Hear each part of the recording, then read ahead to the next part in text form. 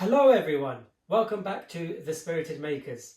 If you're a new woodworker, one of the biggest questions you will face is which handsaw should I buy?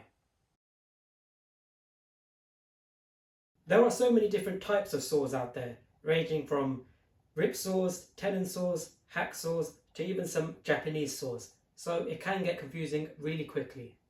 So today I'm going to break down everything for you. I'm going to be discussing the pros and cons of all of the different saws so you can decide whether they deserve a spot in your workshop. But let's clear up one thing first. No one saw does everything. Certain saws will be better utilised at ripping the wood, cross-cutting the wood, detailing the wood, or cutting curves into the wood. So it's not a case of you buy one saw that does everything, it's by buying the saws you need to do 90% of the work you need to do. Starting the list off is the common tenon saw. This saw is great for cross-cutting through the material that you have. It is also extremely good at creating joinery. You can easily cut dovetail and finger joints using one of these tenon saws. Another pro is you get nice square cuts and they are extremely clean and precise. One downside though to using a tenon saw is this cover at the top. The depth you can cut into your wood is limited. As soon as you get to a certain depth, you are going to hit this part and you're not going to be able to cut any lower. You can sort of get around this, you can cut and saw at more of an angle, but again, that's a lot more work to do. So I wouldn't recommend using this saw to cut down long pieces of wood. Cutting with a tenon saw is extremely quick and very easy to do. Even if you're not experienced, you're able to get the hang of this saw very quickly. Overall, we're starting the list strong. The tenon saw is a saw I think new woodworkers should buy. Next up is the rip saw. This saw is extremely useful when you're cutting long bits of wood down to size. This saw doesn't have a cover at the top, so you can pretty much go straight down as far as you need to go. It's extremely fast to cut using this saw. However, one downside is it isn't the most accurate when it comes to leaving a nice, clean, finished edge. You may get some tear out and you may get some chips. However, if you're just trying to cut boards down to size, this is an ideal saw that new woodworkers should have. Next up is the jab saw. I don't really think new woodworkers should be looking to buy one of these saws. This saw is primarily used to cut holes into drywall, and unless you're planning on doing a lot of that, you don't really need to have one of these saws. You're not going to be able to use this saw to do cutting of large sheet materials, and detailing will also be quite difficult with this saw, so I'd avoid it entirely. Next up on the list is the bow saw. This saw is primarily used to cut logs and firewood, so again, you don't really need to buy one of these saws unless you plan on cutting a lot of firewood or logs. The blade's designed to cut through the material quickly, but it's going to leave a very rough cut and you're not going to be able to get precise cuts using this saw. And again, because of this handlebar here, the depth you can cut is limited. Next on the list is the hacksaw. Now this saw isn't actually used for cutting wood. This saw is used for cutting plastic and metal. However, I do believe every woodworker should have at least one hacksaw in their workshop. The main reason being is this saw can cut through a nail or a screw. There will be times where you make something and a nail just gets stuck and you are unable to remove it.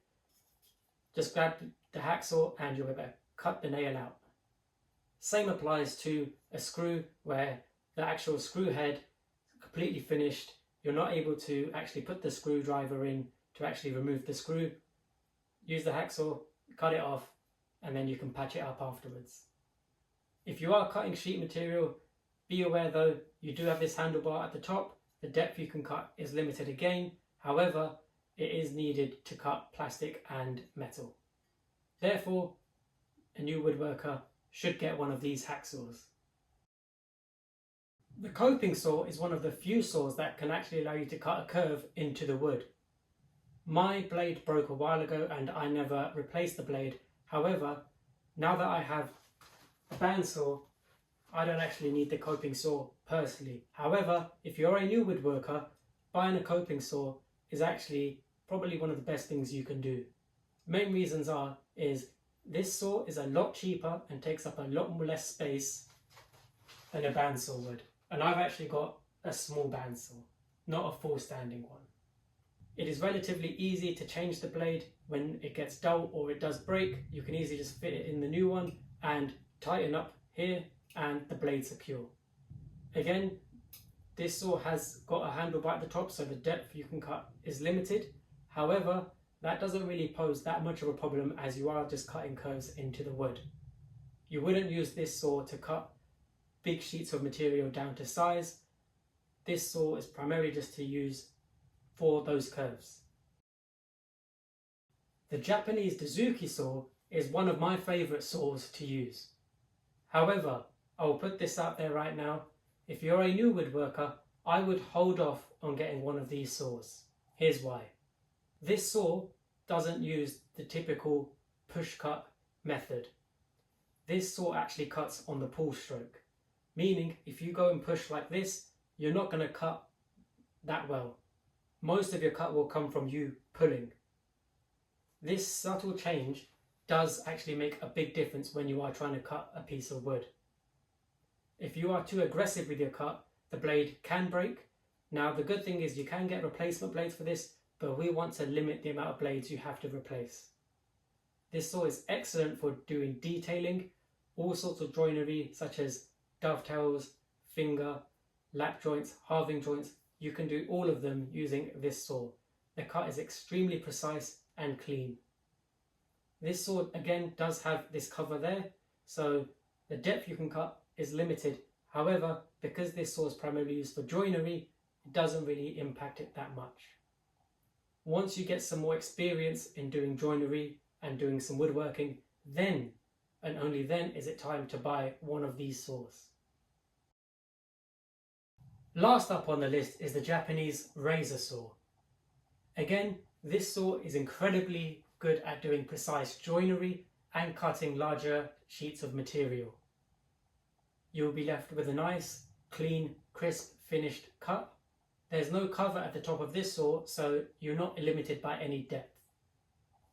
This saw does also use a pull stroke technique rather than a push stroke technique, similar to the Japanese dozuki saw.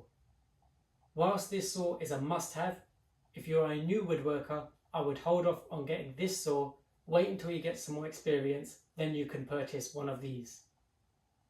You are also able to replace the blades on this saw, so if it does break, they can be replaced. So there you have it. The 4 saws I think new woodworkers should buy is number 1, the Tenon saw. It's great for doing joinery. It's extremely easy to cut with. It leaves nice, crisp, clean edges when you actually finish making a cut, and they are extremely cheap compared to other saws out there. The second saw is the rip saw. It's extremely easy to cut large sheet materials down to size.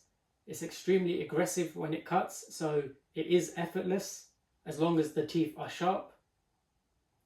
They are also extremely affordable compared to going out and buying a circular saw, for example. Third is a hacksaw. Even though it's not actually used to cut wood, a woodworker will need a hacksaw, and when you do have that dodgy squirrel nail, you'll be thankful you have one of these to deal with it. And last but not least, the coping saw. Great for cutting curves into the wood and for doing small pieces of joinery. It's again very affordable, so new woodworkers, these are the 4 saws you should buy. So there you have it. You now have an idea of which hand saws there are out there and which ones you should buy if you're a new woodworker. This doesn't mean you need to go out and get everything all at once.